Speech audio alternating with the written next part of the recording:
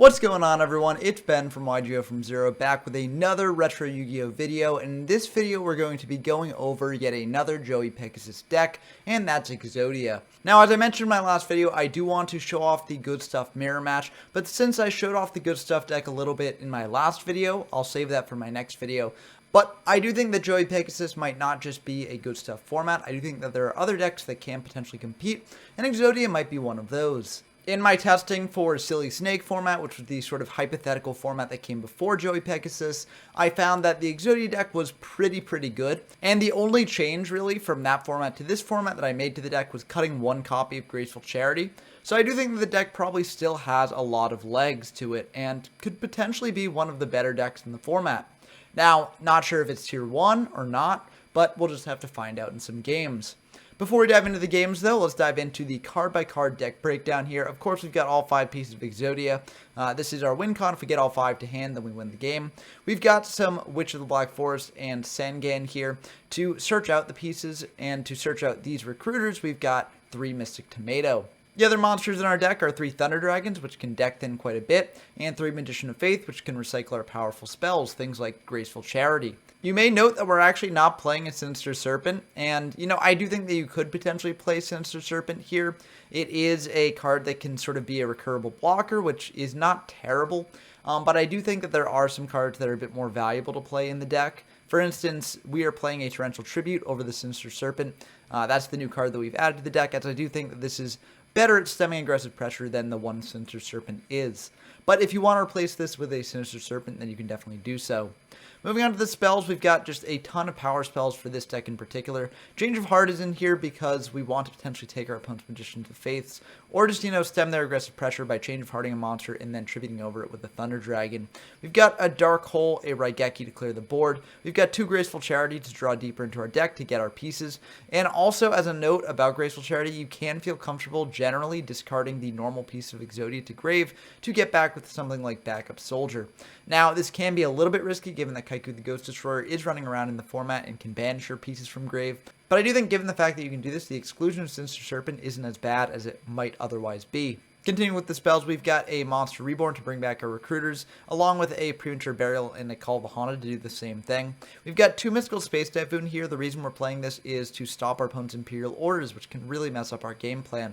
We've got a Painful Choice to send normal pieces to the grave, or to send a bunch of cards that we don't really want to draw to the grave, depending on the point of the game we're at. We've got the Pot of Greed, of course, to draw. We've got 3 Scapegoat as a way to protect ourselves. We've got an Upstart Goblin to draw deeper into our deck. And moving on to the traps, we've got 2 Backup Soldiers to recycle our normal pieces. Call of the Haunted, again, as I mentioned, to bring back the recruiters. Imperial Order to shut down our opponent's spell plays. This can be very good at locking down the game and giving yourself time to draw into your pieces. 3 Jars of Greed to draw deeper into our deck. A Mirror Force to stem aggressive pressure. And a Torrential Tribute for the same reason. For the side deck, we've actually got a Smokescreen side into a just sort of like generic Good Stuff deck, and I do think this side deck tool can be very effective, as Exodia is very easy to side against. If you know you're facing an Exodia deck, you can side in things like Exchange, which really this deck has no way to come back from. And if your opponent ever does banish a piece from grave with something like Kaiku, or just discard the head of Exodia to grave, then you're kind of dead in the water. There are builds of this deck that can bring back the head and then try and get it to hand with things like Penguin Soldier or Monster Recovery. I personally don't think that those builds are very good. I think that, you just got to try and play in a way that doesn't get the head sent to graveyard. And sometimes you won't be able to avoid that, but that is sort of the risk that you take when playing this sort of deck. For the Smokescreen side, though, it's just standard Good Stuff cards here. 2 Bazoo, a Cannon Soldier, a Cyberjar, a Jinzo, 2 Kaiku, a Sinister Serpent, 2 Gemini Elf, Confiscation, Delinquent Duo, Forceful Sentry, Snatch Steal, and a Mystical Space Typhoon. I think maybe here you could potentially side in some Noblemen of Crosssets instead, like maybe over Duo, which isn't quite as good this format, because you can be reasonably certain if you're going this route, then you've won the first game with Exodia, and going second Noblemen of Crossset is really good. Of course, this can backfire on you if you don't actually assemble Exodia in the first game. Then, having the Nox might be a bit worse going first, but it's still a very good card in general, so I don't think it's bad to include it here. But now that I've gone through the deck breakdown, let's dive into the games, and I do have a fair amount of games to show off today. Okay, we've got a game against Air Falco, who I actually matched up with on Rated in Format Library to get these games with. So these were actual rated games that I was playing the Exodia deck with, which shows some of my confidence in the deck being able to perform adequately. So it's cool to have a ranked match featured on this channel. We are playing the Exodia deck, so let's see how it does here. We are going to get Scissors, which means we will be able to go first to their paper. And that's always where the Exodia deck wants to be. It wants to go first to set up its plays, and also just to get that extra card. This hand is not the best, but it's still pretty good. We can Pot of Greed. We've got the Magician of Faith to recycle the Pot of Greed, so I think I'm just going to go for that. We'll set the Magician of Faith, set a Scapegoat, and pass back to them. If they Mystical Space Typhoon or Heavy the Scapegoat, we can bring out tokens to field, and that's not that bad. They're going to go for a Thunder Dragon here, grabbing 2 more Thunder Dragons to hand. And then they're going to Fiery Delinquent Duo. That's like unfortunate, but not the worst here. We can potentially Magician of Faith, whatever good stuff they potentially send. They're going to hit a Magician of Faith out of hand, which is actually really worrying, because now they know that we had the option to set a Magician of Faith, but we didn't, which could imply that our other set is Magician of Faith as well, which might embolden them to go for a Change of Heart play here. And it looks like they are indeed going to go for the Change of Heart play there, and they're going to Change of Heart back a Delinquent Duo most likely. Yep, Delinquent Duo. And that's really rough for us. So we are going to lose 2 more cards from hand, and this is going to be bad. We're going to lose the Raigeki, and we could potentially, keep the backup soldier in hand now and send the tomato and then just surrender, because we've already gone down so far in card advantage. And, they still don't know necessarily that we're on Exodia. These are all pretty standard cards that you potentially see in the good stuff build. Maybe we're just playing a bit more heavy on the Magician of Faith side of things. So if we actually were playing this as competitively as possible, I do think that I would have just discarded the tomato and scooped here. But given that I want to sort of show what this deck can do, I do want to just play out this game fully. This isn't what you'd normally do in a typical game, but I do want to see if the deck can potentially recover from this terrible position it's in. They're going to bring out Jinzo, and I feel like our chances are getting even worse of that happening. We do have the Scapegoat here so we can protect ourselves from 2,400 points of damage here. And they're going to pass back to us. Draw Call of the Haunted, which is useless under Jinzo. I think our main hope now is just to set Tomato, get out like a Sangan or Witch, search out Cyberjar. Oh wait, we don't have Cyberjar in the deck because that comes in game 2. It doesn't matter anyways because they've got Raigeki, they've got a Tomato, and this is not looking good. They're basically got us on a 2-turn clock here. It's very likely that they have another monster in hand, and we really just need to draw a Scapegoat in order to still be in this, and that is a Scapegoat, so that's something. We're going to set both of our cards here because if they've got a Mystical Space Typhoon, we don't want them to blind MST in the end phase, but I honestly think this was a little bit of a mistake because if they do blind MST in the end phase, we can just activate Scapegoat anyways, because at this point in the game's history, you could actually activate Quick Play spells the turn that they're set. So I do think that this was a bit of a misplay, not much of a misplay, but it's still something. Having the call in hand is a little bit better because we don't really want to get aggressive here. So even if we have a way to clear the Jinzo Tomato, we don't want to then immediately fire the call. So we could have just set it after doing that. They've got the Harpy's Feather Duster, and we do get punished for this. Luckily, we do have the Scapegoat to bring out a bunch of tokens to field. So we're not dead this turn, most likely. But it is a bit worrying here. They're going to attack in with the Tomato and the Jinzo. And they're going to pass back to us. We draw Thunder Dragon, which is not really the best here. We can add 2 more Thunder Dragons, so this will leave deck thin. But it's not looking good. They can clear our 2 tokens here next turn, and that'll be potentially the end of the game on the turn following. They're going to Graceful Charity, Pot of Greed, and it's not looking good for us. They've got Kaiku, they've got Reborn, and actually this will be the end of the game because they can just attack over our tokens with the Tomato and Thunder Dragon, and then attack in for exact lethal with the Kaiku and the Jinzo. So that'll be it. But, game 1, not much we really could have done against that opener there. And that happens in Joey-Pegasus format. There are a lot of powerful spells in the format. And, occasionally you can kind of get sacked. But also I do think the Exodia deck didn't have the recoverability that a lot of better decks do in this format. So that does make it so that in the case of games where you do sort of go very low in card advantage early on, your opponent has a big board presence, you can't really recover as easily. Although, again, I'm not sure if we were playing a better deck here if we would have been able to win that anyways. But we're going to go into the game 2, and hopefully our luck will shift. We're actually going to keep it on Exodia. Oh, no, wait. We side into a good stuff sort of deck here. The reason we side into good stuff here is because based on the backup soldier, our opponent might think that we're on Exodia, and we want to keep it that way in game 2. So they might side hard for the Exodia, and then upon seeing that we're not on Exodia game 2, they might side away from Exodia in game 3. So then we can bring back Exodia in game 3 if we win game 2 and potentially win that way. So that's what we're trying to do here. And this is a pretty good opening hand. We're going to start off with a Thunder Dragon to get 2 Thunder Dragons to hand before firing this Pot of Greed. We're going to draw a Mystical Space Typhoon and a Snatch Steal. Not bad. But I think just starting out here, we can just play it a bit safe. Set the Sinister Serpent, set like a Mystical Space Typhoon, pass back to them. This is unfortunate if they just open up a Nobleman to start. Like, that would be bad. But I do think that the Cyber Jar is a bit more valuable than the Sinister Serpent here, especially given our hand. So I feel like this is fine if they do Nobleman across out the Serpent. It would obviously be unfortunate, but there's not really much else we could do. They are indeed going to Nobleman the Serpent. They'll bring out a Tomato here. And they're going to attack in for 1,400. That's fine by us. Next turn, we can potentially Snatch Steal their Tomato, tribute over for Thunder Dragon, and get some value that way. They're going to set one, and we could potentially blind MST it in the end phase here. It's not the worst possibility because there's no real card that they could play that could actually respond to this. So it's a guaranteed 1-for-1, basically, without them getting much advantage.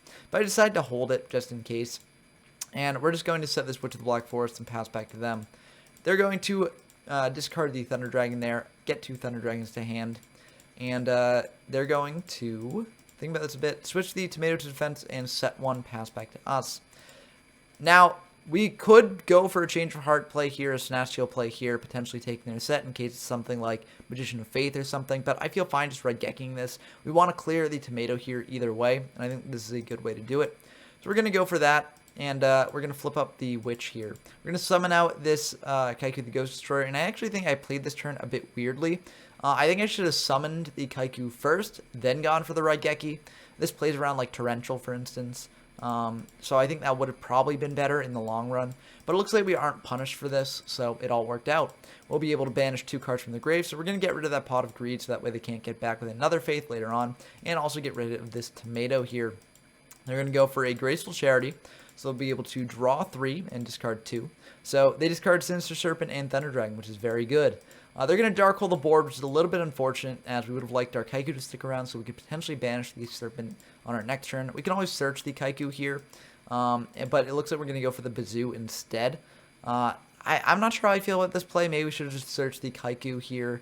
But I guess we've only got 1 Kaiku left in deck after this, and there's no guarantee that they'd potentially leave an open board, and if we go for the Change of Heart Thunder Dragon play, then we won't be able to tribute off whatever they set here, potentially, so I don't know. I guess I get why I'm doing this, but it does backfire on us a little bit. They're going to go for this Monster Reborn here, bring back the Kaiku, and that will be able to stop our Bazoo. Luckily for us, we do have Snatch Steal in hand, so we can potentially use that Snatch Steal to take their Kaiku, and then go for the Bazoo plus Kaiku attacking in play, or tributing over Kaiku for Thunder Dragon here as well. In the end phase, I think given that we have our plan of action for next turn, I think we should just blind Space Typhoon their back row. There is a bit of a risk in case it's like Imperial Order, but if it is Imperial Order, they would have fired it when we fired the Raigeki, as that would have been such a good thing to negate because they'd get back the Pot of Greed later.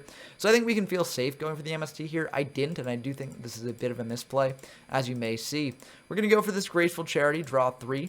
And we're actually not going to discard our Thunder Dragons. And this may seem weird because Thunder Dragon's main purpose in this sort of deck is to provide discard fodder for Charity. So it may seem weird that we're not doing that. But I do feel like we are close to lethal, so we don't necessarily need the Upstart Goblin here. And we will discard 1 Thunder Dragon, so that way we do, still have our Change of Heart Snatch Steal option online. And also all the other cards in our hand are pretty good. Cyber Jar may be less good at this point, but it's good comeback material in case we need it. So we're going to do that. Again, fire a Snatch Steal here, and they've got the Mystical Space Typhoon to stop this. Again, this is why I think we should have blind MST'd in the end phase last turn. But unfortunately, we get a little bit punished. We can go for the Kaiku here, attack in for 1,800, and we will be able to banish that Serpent. Oh, I guess we're not banishing the Serpent. That's very interesting. I guess we're banishing the more powerful spells here that they might get back off of Faith. I don't know. I don't know how I feel about that. I think it probably would have been best just to banish the Serpent, but I think that's a little bit of a misplay. Nothing we can really do about that. We're going to go for a confiscation here, though, and see their hand. And they've got another Graceful Charity. So, this is another reason why I probably should have just, Kaiku gotten rid of the Serpent, as now we're kind of forced to take the Graceful here. I think we would have taken the Graceful here either way, because Raigeki isn't really that good into a Thunder Dragon, and Jougan is, pretty bad here. So I do think that the Charity is probably for the best. Jougan is a very interesting card, though, in this format. Now the Scapegoat is out. Jougan does stop that. But unfortunately for our opponent, we're playing a bit more aggressively here. So we're going to pass back to them. They get back the Serpent, which is a bit unfortunate. They're going to fire Raigeki on our set. We do know about it, so we're not going to play into it. And they're going to set one pass back to us. Imperial Order is a great draw here. We'll go for the Bazoo here. And, we could potentially keep our Bazoo at 16, but there's no real reason not to just go for 25, as we've got the Imperial Order to shut off anything that might take the Bazoo. And also, there's only a couple turns left in this game at max, because they are at 3,300. We've got 2 Bazoos in hand. So I feel like I can be a bit more reckless with our graveyard setup here. So we're going to attack into this set. It's Sangan, unfortunately, so we'll be able to add a Magician of Faith. But the Imperial Order in hand really does help with that a bit. We're going to pass back to them. They're going to set one pass back to us, and that very likely is the Magician of Faith. Torrential Tribute is good as sort of another backup here in case our opponent does somehow manage to turn this game around. But I feel pretty good about this. We're going to attack into their Magician of Faith with our Bazoo here, and then attack directly with the 2,500 attack Bazoo afterwards. They're going to Magician of Faith, get back this Raigeki. We'll attack in for 2,500. They'll drop down to 800. And they're just going to pass back to us. Or no, we're going to pass back to them. Wrong turn. They're going to fire Raigeki. We do have the Imperial Order, and it looks like they did not draw the MST, so I feel very good about that. And it looks like that will just be the end of the game. Honestly, I think it could have set the Torrential there. I think I was a little bit worried about them having Duster plus MST. It would have been a very unlikely sequence of draws, but it's something that they could have had. So it didn't really matter in the end. I think that game, too, is a great example of a sort of good stuff mirror. So for people who were wanting that sort of thing, that was pretty much as good as it gets. A lot of back and forth there between the players. I do think that we did make some very minor misplays, but minor misplays in this format really can affect things in the long run, given how many powerful cards there are in this format and how punished you can get for doing certain plays. So this is one of the things that I really need to work on the most in this format, I think, because, you could be pretty okay in some past formats making some minor misplays. Of course, you never want to make misplays, as that's not the best, but you could be pretty okay given that some formats were a bit slower in the past. Here, these formats are very fast-paced, very explosive, and very powerful, and especially in Joey-Pegasus, where you've got access to 2 Graceful Charities, the game can turn around in an instant. So I do think that, we really need to be careful about how we're playing these games, and we really need to make sure that we do them well. Anyways, we're going to go into Game 3, and for Game 3, we're going to side back into Exodia, given that we've hopefully sort of, gotten them off the scent, and maybe they've sided out of anti-Exodia hate here. They're going to go for a confiscation, though, and immediately they'll get to see what our hand is like. They're going to take the Painful, which is unfortunate because we did have the backup soldier to go with it. So, unfortunately, we won't be able to just Painful a bunch of normal pieces to grave and then get them back. They're going to set 2, pass back to us. We've got Jar of Greed here. We're going to set the Scapegoat, set the Jar of Greed, and pass back to them. And they're going to fire a Heavy Storm. This is honestly perfect because we can get value off of both of our cards here. So we feel very good about this. We get 4 Goat tokens and also draw a card. And Magician of Faith is pretty good here. We can recycle the Raigeki, recycle the Scapegoat. We've got a lot of options here. They're going to Forceful, unfortunately, though, so they will be able to send back this Raigeki here, which is a bit rough. Unfortunately, they do have the Kaiku here, so this will make also our plays where we want to potentially discard a normal monster a bit tougher into the backup soldier. But luckily, since they're committing it so early and we do have a Torrential Tribute, we do potentially have ways to get rid of that Kaiku. We draw another Scapegoat, which is pretty nice. We're just going to set the Faith, set this Torrential, pass back to them. I think maybe we could have actually just set the Torrential and pass back to them, because if they want to actually get in directly with Kaiku, then they need to commit another monster board, and we can just Torrential that away. Then we could potentially save the Magician of Faith for later when we have a potentially more powerful spell in Grave. But that does does fall to the risk of, like, if they've got a Mystical Space Typhoon set, they blind snipe our back row and then commit another monster to board. Then we lose the Scapegoat and Grave, but again, you know, we've got the Scapegoat in hand to potentially recycle later. The Painful Choice is also an option to recycle off the Magician of Faith, though, and I think that might be why we're making this play, because, you know, we do want to get back that Painful Choice, send the normal pieces to Grave, and then get them back with Backup Soldier. But it looks like they do have the blind space for the Torrential, so I am kind of glad I did that. But let's see if we get rewarded for this play. They're going to go for a Painful of their own, and that's a bit worrying. They do have the exchange in the deck here, which is unfortunate because that will potentially really mess us up later. Luckily, it will be in Grave here, so, you know, they won't be able to draw into it. But if they do have a Magician of Faith, or if they change our Magician of Faith, they can get it back pretty easily. It's a bit unfortunate. We're going to give them the Sinister Serpent, as that will go back to their hand later anyways here. So I feel fine about that. They're going to go for a Graceful Charity here, which is very unfortunate. So they'll be able to discard that Serpent. But that can occasionally happen in these sorts of games here. So they're going to bring out another Kaiku, clear our board away. And luckily, we will be able to get back something with this Magician. And we've actually got to think here a bit, because with the double Kaiku, if they do have some way to potentially clear our board and tag in, Painful Choice is not necessarily the best. But it might still be worth getting back. You know, if they do have something to clear our board away next turn and tag them with double Kaiku, we're probably going to lose the game anyways. So I think we do have to go for this play here. They're going to set one pass back to us, and we draw another Backup Soldier, which is very interesting. We're going to go for Painful Choice, and, I mean, Imperial Order will shut down our play here. So, you know, this deck can't really play through Imperial Order. That's why we're playing the MSTs, because if our opponent just sits on Imperial Order for the rest of the game, they just win. We don't really have many other recourses here. We've already used up our Torrential. The only really top deck that will help us here is something like Mirror Force. But unfortunately, that is a big sort of liability of this deck, is that, you know, Imperial Order really shuts it down. And Graceful Charity will not help us here. That will be the end of the game. But I felt like, you know, this wasn't really an impressive showing for the deck. I feel like, you know, we kind of got unlucky in the game 1 with the double duo play. And game 3, we kind of got shut down by Imperial Order, which is a major weakness of the deck. But Imperial Order is a one-of. So, you know, I wanted to see how the deck would perform in some future games. So I played some more matches with Air Falco. So let's see how those went as well. Okay, we've got our second game against Air Falco here. We are going to play the Exodia deck again, and since this was a direct rematch, I think they're going to play the same deck again as well. So you get to see the deck going up against a good stuff deck yet again. We are going to start by winning rock, paper, scissors, so this time we will be able to go first, and that is about as good a draw as you can get. We're going to discard Thunder Dragon, add 2 Thunder Dragons to hand, and go for a Graceful Charity play here. This is pretty perfect. We're going to draw 3. And we draw all 3 Jars of Greed. That's very interesting. We're going to discard both the Thunder Dragons, set a Scapegoat, and set a bunch of Jars of Greed. Because, you know, this will bait out something like a Harpy's Feather Duster or something like that. And also, you know, bluffs more powerful back row here. So we are going to pass back to them. They're going to bring out a Tomato.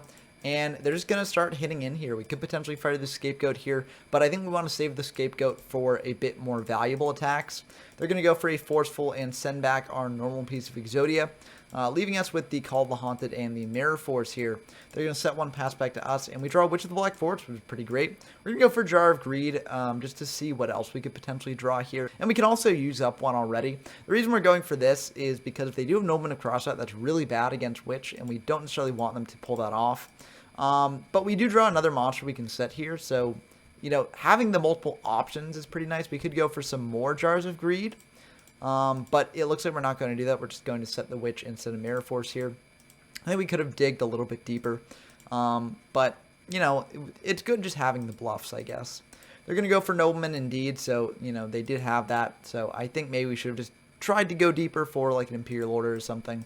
But unfortunately, it didn't work out that way. And they're going to reveal that they're actually not on, like, a pure good stuff deck. It looks like they've got some spicy options here. They're main decking Exchange, which is really bad for us. Like, that is basically pre-sided against Exodia, kind of. Although I don't think that they're using it for that purpose. Exchange is just super, super powerful against Exodia. And basically, Exodia can't play through it, so that's kind of unfortunate. If they ever faith it back, then we're in real trouble here. But as is the choice, it's clear we give them the Sinister Serpent because, you know, they're going to get it back eventually either way. So we give them the Serpent, and they are going to send the rest to grave. The Graceful Dice thing is very interesting. I'm not sure exactly why they're playing it, but it is sort of living up to the Joey and the Joey-Pegasus part of the name here. So cool to see. They're going to go for a Graceful Charity, draw 3 here, and then discard the Serpent and something else. Yep, Serpent and Faith. And they're just going to attack in again for 1400. We'll just Mirror Force it because they do know about the Mirror Force, so they're just going to play around it. And they'll set one of their own, pass back to us. We draw Change of Heart, which we could fire, and we are indeed going to do that. So we did see that they discarded the Faith there, so we figured this might be another Faith potentially, and we really can't let them have Exchange. We're going to flip up what is their Witch, and we could potentially attack here, and we are indeed going to do this. Maybe we shouldn't have done this in case they've got like a Mirror Force. We don't necessarily want them to get a Search here, but it's not the worst thing in the world.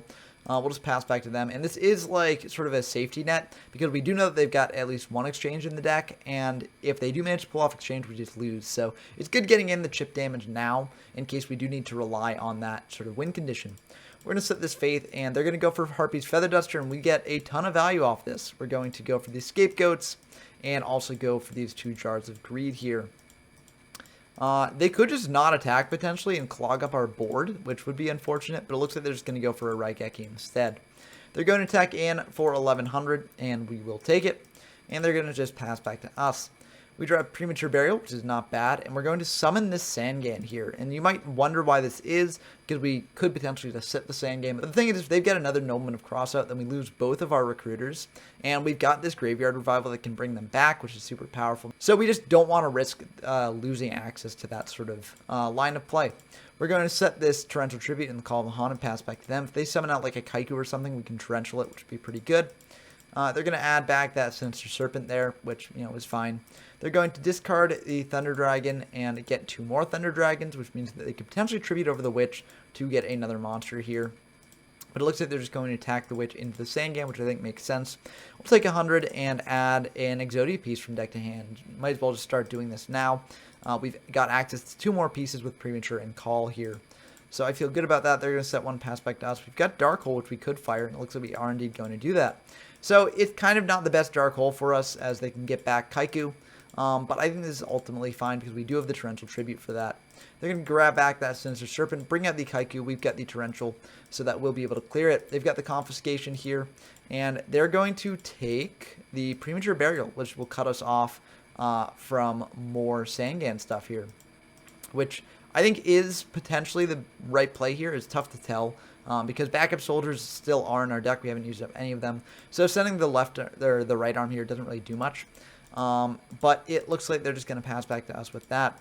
Raigeki is pretty decent here, but we'll just pass back to them. They know that we've got the Call of the Haunted set here, so they don't really need to worry about any bigger back row, and we might as well reveal it now. We'll just Call of the Haunted, bring back to Sangan, block that damage from coming through. And we draw Monster Reborn, which is very good here. We could potentially do an interesting play here. We could Monster Reborn their Kaiku, attack over the Serpent with the Sangan, and then get in with Kaiku to cut them off of the recurable resource here. So that's an interesting line, and it looks like we are indeed going to do that. Unfortunately, they do have Imperial Order, so that will shut that down. Although it's probably good that they're using up the Imperial Order now as opposed to later. This will also, only last a couple turns here, or actually probably more than a couple, because they've got 7 activations left in them. But I feel ultimately okay about this. If they keep it up, then they can't really do many powerful spell plays as well. Of course, they can always choose to drop it whenever they've got the capability to do so, but I think this is ultimately fine. Backup Soldier is nice for later. We're just going to attack into their set with the Sangan because we know that they've got Serpent, and we also know that they've got Thunder Dragons. So they can always tribute over the Serpent for a Thunder Dragon to get in over our Sangan here, and that puts them in the aggressive position, and we don't want to let them do that. So we figure that if they set something that Sangan can't get over, that's unfortunate, of course, but they're probably not playing things like Mass Sorcerer that can actually plus them off that, so I feel like it's pretty safe to attack in with it each turn. Also set this Backup Soldier. Maybe this is a bit risky, but, they do have to sort of turn off their Imperial Order to actually get rid of this. So I feel like if they do turn off the Imperial Order, that's a fine trade. We don't actually have any normal pieces in the grave, so we can afford to lose 1 Backup Soldier here. They are going to grab back the Sinister Serpent there, and they're just going to pay another 7 for the order, set 1, pass back to us. And I think we just do the same thing here. We're just going to attack in with the Sangan over their set, set this Scapegoat and pass back to them. If they do let the order drop for something like, well, actually, they can't use Harpy's Feather Duster, but if they use something like Heavy Storm, for instance, then we can potentially chain the Scapegoat because the order will be dropped. So they're going to grab back that Serpent again, and they're going to set another card here, discard the Thunder Dragon, and, oh, they set the wrong one. But that's fine, they can take it back. But they also will pay for order here and pass back to us. We draw Mystic Tomato, so we can actually get pretty aggressive here. We'll bring out the Tomato, attack into the set with the Sangan. Again, it's likely going to be a Serpent. If it is Tomato, we don't necessarily want to clear that, so I'm fine just attacking with the Sangan. It's a Sangan of their own, so they'll get a Magician of Faith here. We'll attack in with the Tomato here for 14 and pass back to them. They're going to let the Imperial Order lapse, which is a bit worrying here. They do have Dark Hole, so that will clear the Tomato and the Sangan. We'll actually get another Tomato here, given how low their life points are. They're only at 1,700. We've got a Raigeki in hand, so we could potentially kill them here with the Mystic Tomato. So I feel pretty good about this line of play. And, you know, it would have been nice to show off the Exodia win condition in this game, but I think it's perfectly fine if we're just getting in through damage here as well. They're going to go for a Monster Reborn targeting their Kaiku, and that is fine by us. We don't really have many monsters in grave that we really care about losing, but we also have this Scapegoat here that we will just fire to stop their attack. And they'll be able to hit over one of the tokens, so we will lose that one. Main two, they're going to set one, pass back to us. And we draw Painful Choice, so we could potentially go for a bunch of pieces here. So actually, we could potentially win the game very soon. Actually, we could potentially win right now, potentially. Because if we use Painful Choice, get 3 normal pieces in grave, backup soldier that to get 4 pieces in hand, and then Tomato. No, because our Sangan is in grave, so we can't quite get, we can't quite get the head back. But we still do go for the Painful, as it does deck then. And we do have the backup soldier here to potentially get them back no matter what. So they're going to give us back that left arm, and we actually sent some interesting cards here off the Painful as well. We sent an MST and a Tomato. I think we honestly maybe should have sent 2 MSTs, given that they've got order in grave, so MST is a lot less important to us now. But the reason I sent a Tomato is because they're a lot less useful now, given that, you know, we don't have any Sangans or Witches left in deck, so they're just kind of a beat stick. So I don't know, but I don't know. Maybe it would have been better just to preserve the Tomato in deck as an option here. But it's what we're going for. We're going to bring out the Tomato, Raigeki their board, and attack in for 1,400, dropping them down to 300, and they'll pass back, or we'll pass back to them. They're going to go for Change of Heart on our Tomato, and figuring that they might have a Jinzo play here, we're just going to go for the backup soldier, getting back our normal pieces from grave to hand to potentially round out Exodia very soon. And I am very glad we did that, because they are going to now tribute over the Tomato for a Jinzo, attack into one of our tokens, set one, pass back to us. And Magician of Faith is very good. That can just win us the game here. If they attack into Magician of Faith and we get back, like Reborn, we can Reborn the Sangan, attack into the Jinzo, and win the game that way. So I feel very good about this. They're going to go for the Kaiku here, attack into one of our pieces, or not pieces, tokens, and then attack in to the Faith with the Jinzo. We'll be able to get back that Reborn. We were potentially thinking here, like, what if we get back the Change of Heart instead and attack over their Kaiku with Jinzo, but that does potentially lose to Rush Recklessly if they do have that, and it could even potentially lose to Graceful Dice. So we go for the Reborn play to be safe, and we're going to fire that Reborn, get back the Sangan, and this will be the end of the game, because there's nothing really they can do here to stop this with Jinzo online. So that will be the end of the game, and that was really sick. We potentially could have gone for the damage win here, which shows that the deck is somewhat flexible. You can potentially win through damage on game 1, but it also showed that the deck can really turbo out a lot of Exodia pieces very quickly, especially in the late game. Obviously, you want to turbo out those pieces earlier on, but the deck does have the flexibility in the late game to do that as well. Going into game 2, we do side into our more beat stick focused strategy with the good stuff, because I do think that we should do that, especially given that we know that they main deck Exchange, which is really worrying for us. So we've got a bit more of a good stuff deck here, and let's see how it works out for us. They're going to discard 1 Thunder Dragon, get 2 more Thunder Dragons to hand here, set 1, pass back to us, and this is a pretty great opener. We're going to go for a Painful Choice here first to deck thin and also, you know, make our Pot of Greed a little bit better. This is also a good test for Imperial Order, as I think I value saving the Confiscation in the Pot of Greed for later. And I'm fine if the Painful gets negated. Maybe we should have gone for a Confiscation first, just to get a better idea of what to send off the Painful, but I think this is ultimately fine. we're going to send a very interesting set of cards here. Sinister Serpent, of course, because we can get it back to hand. The 2 hand rips because they have a lot less value later in the game. We're also sending a Sangan, which may seem weird, but I figure that it's good to have the Sangan here in case we top deck like Call of the Haunted or a Reborn or something that can sort of get us value off of bringing this back. And we also send a Scapegoat because we figure that this is probably a bit less necessary given that we're now in the good stuff version of the deck. This is kind of a suspect 5 to send, but I think it's ultimately fine. They're going to shoot the Sinister Serpent, of course. We're going to go for a Pot of Greed here, drawing 2, and then we're going to summon out a Kaiku, attack in directly with the Kaiku so we can fire the Confiscation in main phase 2. I think, honestly, we maybe should have gone for the Confiscation in main 1, so that way we could banish whatever we send off this with the Kaiku as well. But this only really gets punished if they've got Sinister Serpent in hand, and it looks like they don't really. They've got a very interesting hand here, though. Soul Release is very good against Exodia for getting the pieces out of Grave. And other than that, they don't really have much that can deal with the Kaiku here. Snatch we can stop with our Mystical Space Typhoon. Harpy, I mean, if they go Harpy's Feather Duster into our MST, then we're forced to use that up before we can Snatch Steal. But they're losing a card there either way, so I'm not too torn up about doing that. Yeah, this is an interesting compy. I think we actually will indeed take the Snatch Steal because they do have the option to get rid of our back row with the Harpy's Feather Duster. And we really don't want them getting the Kaiku here, banishing a bunch of cards from our grave. So we'll let them Fisher it. But I do think this was the right choice. We'll set the MST here, pass back to them. They're going to go for a heavy. We're fine losing an MST to a heavy here. They're going to go for a Fisher as well to clear the Kaiku. They'll bring out a Kaiku of their own, which they drew, which is very unfortunate, but not the worst thing in the world. They're going to banish 2, pass back to us. And we draw Graceful Charity, which is honestly really good here. We're going to draw 3 with Graceful, discard the Serpent and a Tomato here. Tomato would have been good potentially to get more monsters in field, but I think of the hand we've got now, we want the Cannon Soldier plus Snatch Steal combo online. We want the Cyber Jar for comeback ability, and the Jinzo can also combo with the Snatch Steal very well. We're just going to Snatch Steal that Kaiku and go for the Cannon Soldier line here. The reason we don't fire the other Graceful yet is because we're getting back the Serpent next turn, and I do think that it's good just to have the Serpent as a discard there instead of just blind going for the Charity. And the cards that we got in hand are perfectly adequate to deal with their board anyways here.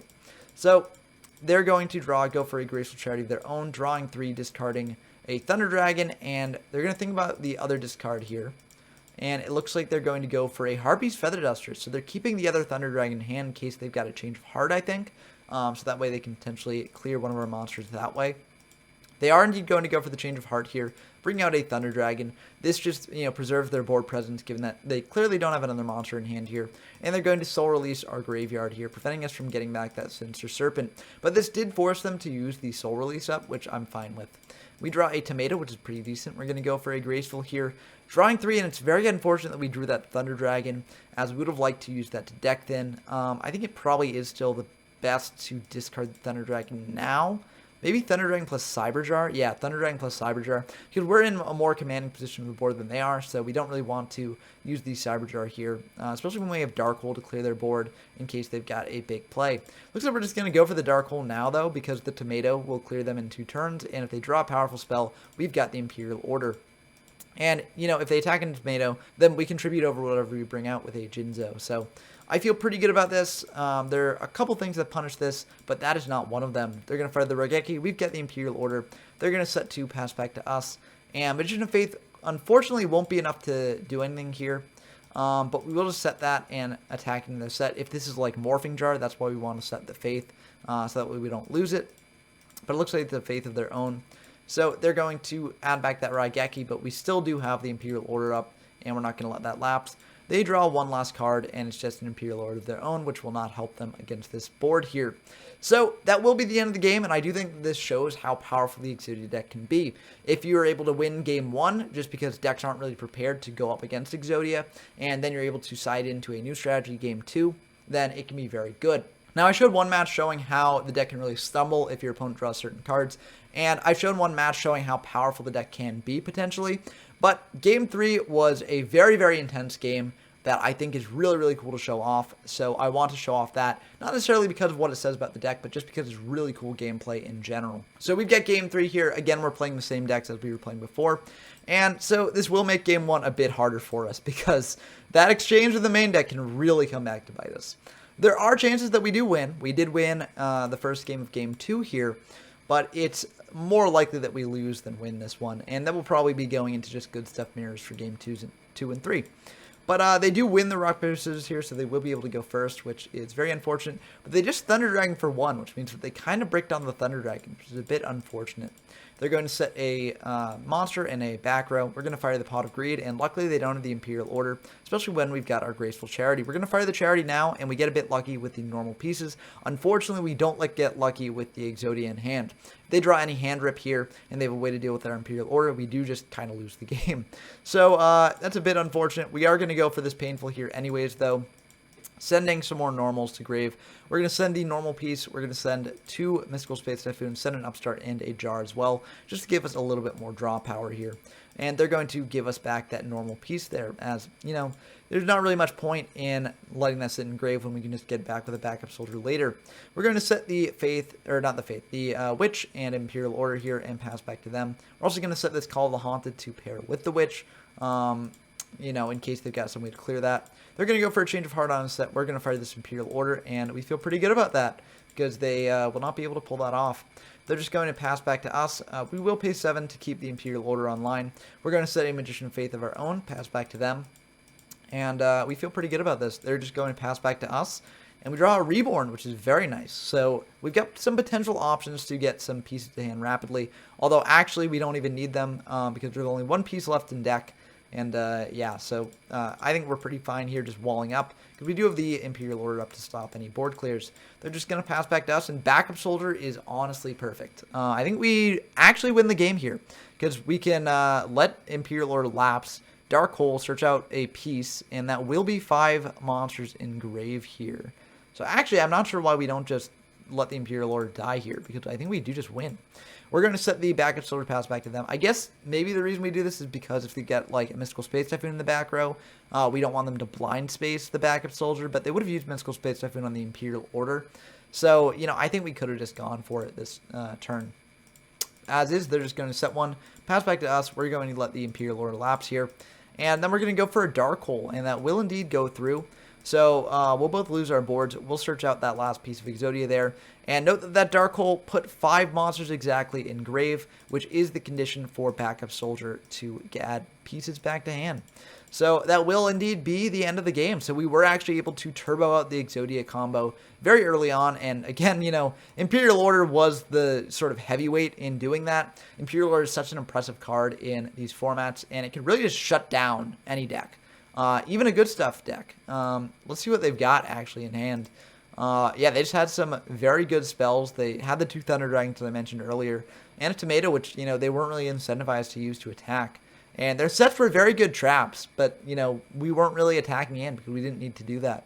So I felt very good about this game, and it did work out for the best in the end. But let's go into game 2. For game 2, again, you know, we're going to go into the good stuff mirror here because, you know, Exodia is so easy to side against. So we are going to go into it this way, and unfortunately this is a bit rough of a hand. You don't generally want to see all monsters in your opener in this format, but it can happen. Oh, I should hide their hand just to keep the element of surprise. But you might have seen a very interesting card actually that pops up in their hand, so I'll just show it off and talk about it a little bit more. Royal Command is a very interesting card, especially against decks like Exodia that do rely on flip monsters, so it's very interesting to see it appear here. I actually don't think it's like necessarily the best side against Exodia, given that the only flip monsters that at least I'm playing in the deck are Magician of Faith. It is very good to stop the Magician of Faith, but there's probably some better options to do here instead. They're going to go for a Forceful Sentry though, send back the Sangan, and we feel pretty rough about this. The Royal Command will potentially come in really clutch here against these Faiths, so if we ever draw a spell, that is. They're going to set 2 pass back to us. Call of the Haunted is not going to help us here, but we've got this Bazoo to clear whatever they have set. It's Magician of Faith, so we'll be able to grab back that Charity. Very unfortunate. We'll just set this Call of the Haunted pass back to them. We can't use this Call of the Haunted yet, but it's more of a bluff, just so that they potentially don't attack in here. Unfortunately, they do have the Harpy's Feather Duster to clear the Call of the Haunted, and they're going to send 5 decent ones. They don't send Serpent, so this actually is a choice here.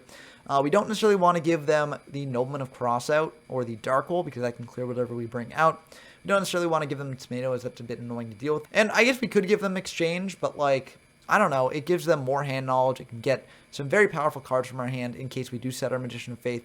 So I think we actually do want to give them the Heavy Storm. We don't have any back row here, so, you know, it's a bit less useful for us, or for them, than it normally would be.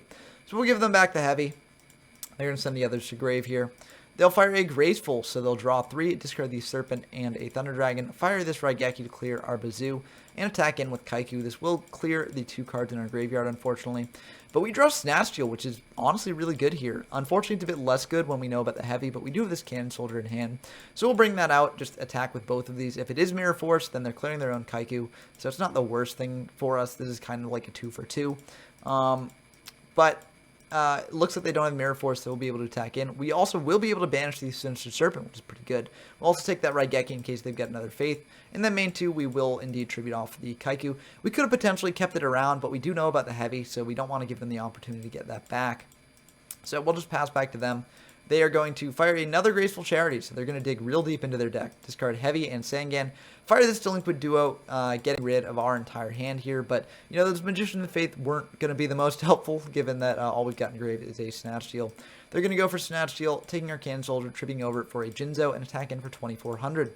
We draw Bazoo, though, which is honestly like the best top deck that we could have gotten, pretty much. Because we can banish 3 here, clear that Jinzo, and now I'm feeling like pretty good. They've got a lot of card advantage over us. But that top deck has kept us in the game a little bit. They've got Change of Heart, though, so they will be able to go for lethal damage here, which does make sense, given that, you know, we kind of bricked a little bit, and they did have a lot of cards here, and they did play this game exceptionally well. But again, that can happen in Joey-Pegasus format, especially when you're like siding into a good stuff deck from an Exodia deck. You kind of do have to make some suboptimal decisions in what you're going to set up your deck as. The main things that I've been doing to side into it is siding out the Exodia pieces, siding up the backup soldiers, siding out some of the scapegoats, siding out like Upstart Goblin and some of the draw cards, and also siding out Premature Burial. And that does equal like around 15. There's a bit of like flexibility in exactly what you want to side in. You don't potentially have to side in like the Delinquent Duos, for instance, especially if you're going second. But since we're going to go first here in this final game, and again, we do know about the main deck exchanges, we are going to keep it on the good stuff here. So we are going to go into game 3 on good stuff. We know they're on a sort of good stuff deck that likely does still have potentially some side deck hate against Exodia, so hopefully we will be able to win this one. We go for a painful choice to start out, and we're just going to send these 3 hand rips. We do send Serpent. I think honestly maybe here we could have not sent Serpent, as it's an obvious choice. We could have potentially given them a more painful choice here, as opposed to just sending the 3 hand rips and just wasting them. But I think it's ultimately fine to send the Serpent. And for the last one, we send the Jinzo here, as it's good to have engraved. We can revive it with like Call of the Haunted, Reborn, something like that. So it's not the worst to have engraved there. They're going to give us the Serpent, and we'll send the Painful to grave. We're going to go for a Graceful Charity here, drawing 3, and we'll discard that Serpent, and the other one will be a bit of a choice, but we will send the Bazoo, given that it is still early game. However, I think that maybe this was a mistake, because the Bazoo could still pump itself up, given that we did Painful choice here. So maybe we should have sent something else. However, the Magician of Faith, the Witch, and the Sangan are all so good. So I didn't really want to send any of the other ones. And Witch can always get another Bazoo from deck, so I feel fine about that. They're going to go for Duo here, which is a little bit unfortunate, especially since we don't have the Serpent in hand. They're going to hit the Witch, which is really rough. We would have liked to have kept that. We're going to discard this Dark Hole here, which is very interesting, but we can get it back with the Magician of Faith. So I feel fine about that. They're going to bring out Sangan, attacking the Magician of Faith. And we're going to actually think here. We could potentially get back that Dark Hole. Not really that good into a Sangan, though, so we could potentially get back a Graceful Charity instead. Or just get back a Hand Rip, because that would be good into Sangan. You know, we attack our Sangan into theirs, Hand Rip whatever they add, so, you know, that wouldn't be that bad either. We are just going to grab the Graceful, though, just to have another tool to get deeper into our deck.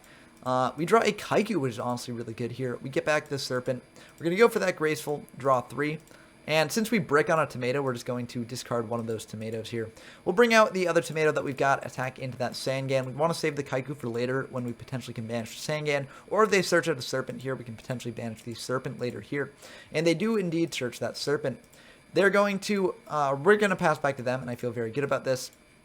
until they fire the Duster. That's a bit unfortunate. And they're going to Forceful back a card from hand to deck. So we will lose the Kaiku here, unfortunately, but I still am feeling pretty good about this. They're going to set 2 and fire an Exchange, and this is really interesting. And it's probably why they're on the main deck Exchange. You can really force your opponent into some really awkward exchanges, especially if you have something like Sinister Serpent, which you will see that they do have. So we're forced to take the Serpent. That does deprive them of a recurable resource because we never have to use up this Serpent. But it is a bit unfortunate here, as they do get to take the Graceful Charity, which is very, very good. And this is a bit rough for us, so we will, I mean, they're just going to go for the Graceful Charity right away, and we'll just have to let that happen. They're going to discard a Jinzo, and they're going to think about the other one to send, and they're actually going to send the Graceful Charity that they drew off that, which is very interesting. It means that they likely have a Magician of Faith set, but there's nothing we can really do about that here. So we draw a Gemini Elf here, which is very interesting. We're going to go for the Sangan, though, as this just plays around board clears a bit better. And, you know, we do forget to add the Sinister Serpent in standby because we saw the Sinister Serpents here, but then, you know, after we go into battle phase, we're like, oh, wait, we've got a Sinister Serpent in grave. This is illegal. You can't actually do this outside of standby phase. And since it is a rated game, Air Falco does call us out on it, and, you know, we'll just keep it in grave because it was an illegal play.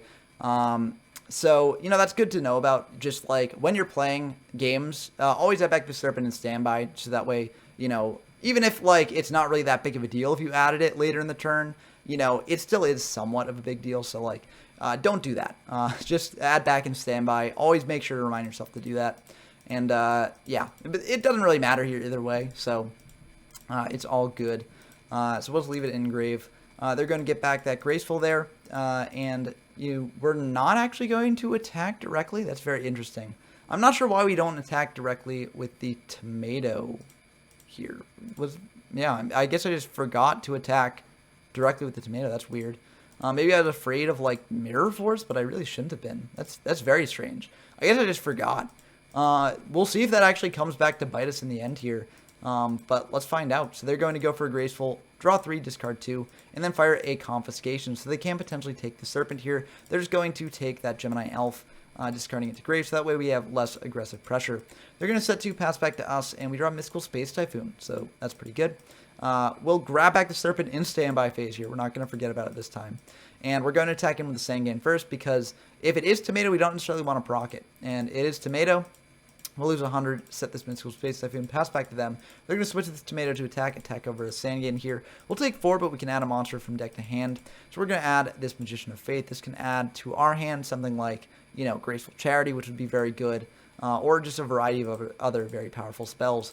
They're going to pass back to us. We draw Thunder Dragon, which is very nice, especially if we do combo it with the Graceful Charity that we get back off Magician if we do go for that line. We're going to set the Serpent here, and that's very interesting. We're setting our Serpent. This is to bait out if they've got like a Nobleman of Crossout. We don't want to lose the Magician of Faith here because we want to use that later. They do fire the Nobleman, and we actually do mention in chat beforehand that this is our Serpent, not their Serpent, because like there's no way to tell them apart in hand on Dueling Book. So, you know, you just kind of gotta hope that you set the right one. But it luckily was it was our Serpent, so it does actually get banished to our banish zone. But yeah, there's no way to tell it apart in hand, so yeah. Anyways, they're going to attack in with the Tomato here. That will clear it. They'll be able to get out a monster. We'll get out a Tomato. And yep, they're just going to go for a full-on Tomato war here, which I think makes a lot of sense. It deck thins them out. And even though it does deck thin ourselves out as well, it can end pretty well for us. They're going to get out a Tomato to attack into the Canceller that we got out as our last target from deck. And you might wonder why we did this, because now they can end on like a Witch or a Sangan or something. The reason we did this is, again, for deck thinning. Like, they could have ended on a Witch either way, just leaving the Tomato in deck. So I feel like this isn't that big of a deal here. They're going to attack in for 1100, and main 2, they're just going to pass back to us. We draw Imperial Order, which is very nice. This can preserve our Magician of Faith and get something like Change of Heart or Nobleman of Crossout here. So I feel very good about this. They're going to go for Painful Choice. We're just going to fire that Imperial Order. Unfortunately, they do have a Mystical Space Typhoon for that. So they will be able to send 5 from deck to grave here.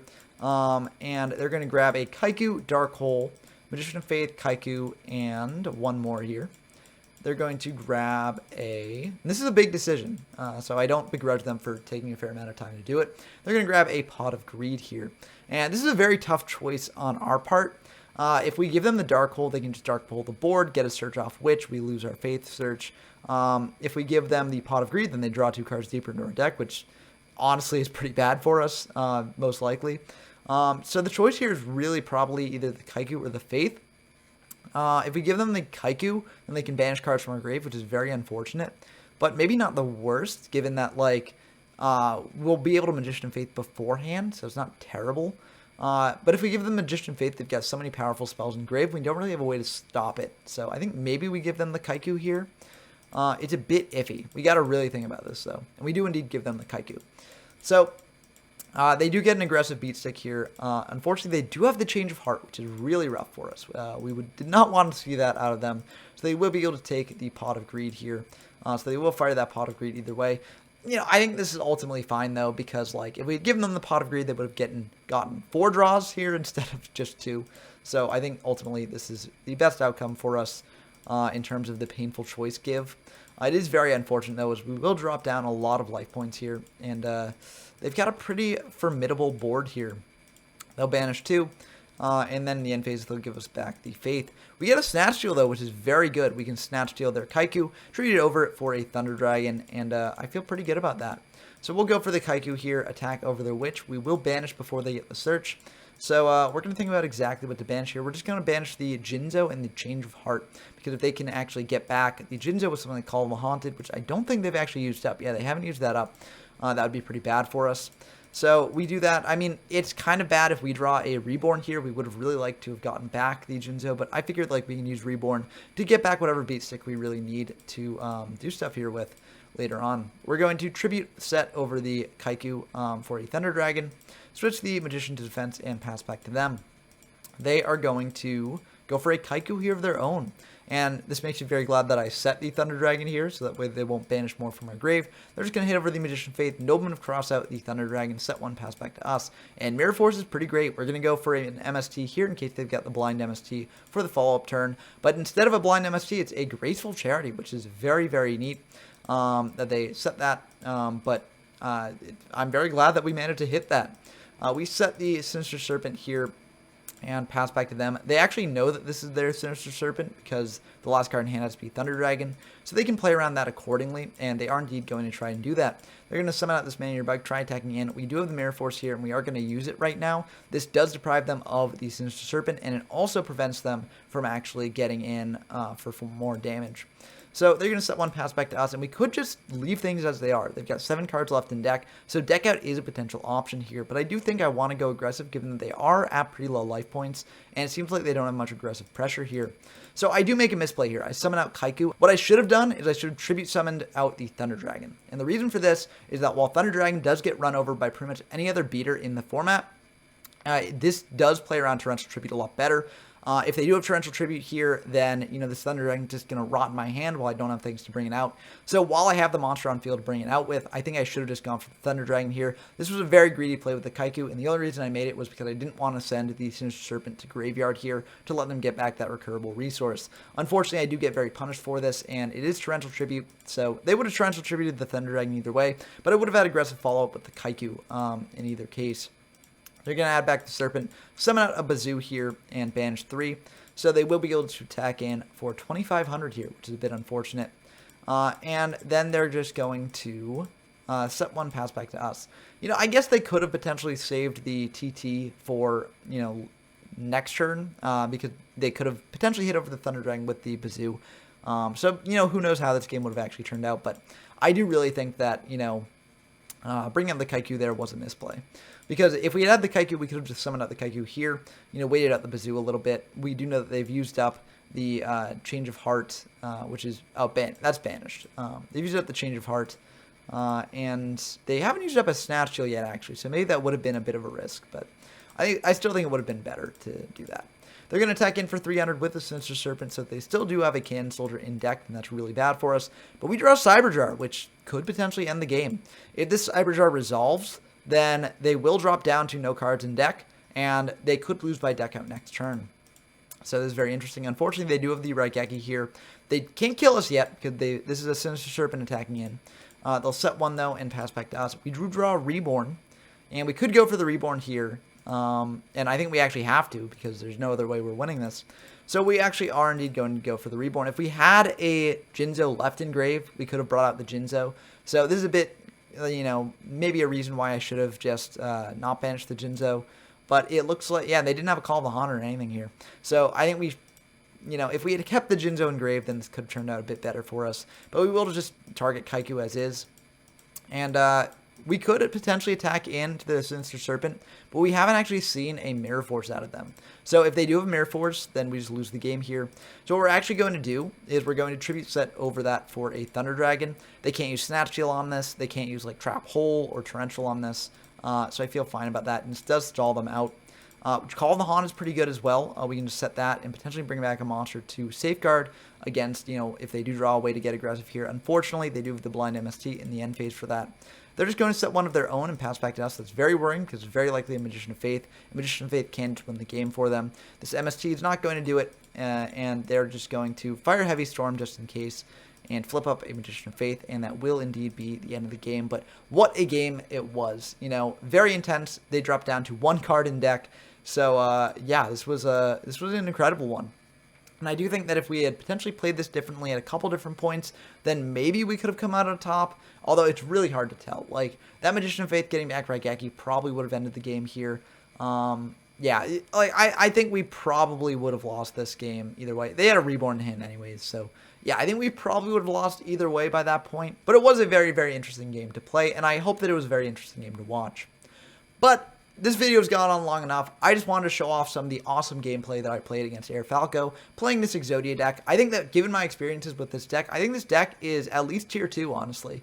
Maybe not tier 1 because, you know, as I said, Imperial Order really does just, you know, end this deck's game completely. And also, if your opponent does fire like a Comfy or a Duo and hit the head of Exodia out of your hand, then you do basically just lose the game.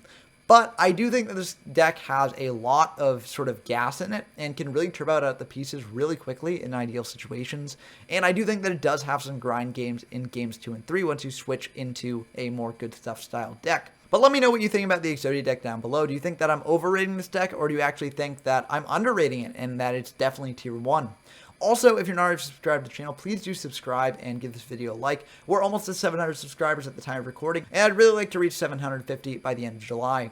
So, if you like my content and want to see more Joey-Pegasus and other retro formats content in the future, then subscribing is the best way to do so. Also, if you want to play any of these formats for yourself, we do have a Discord server, link in the description down below, but it's a great place to find games in this and many other formats, as well as play in our monthly tournaments and the new locals that we'll be doing probably every week. I think I am going to have one this week in Yugi Kaiba.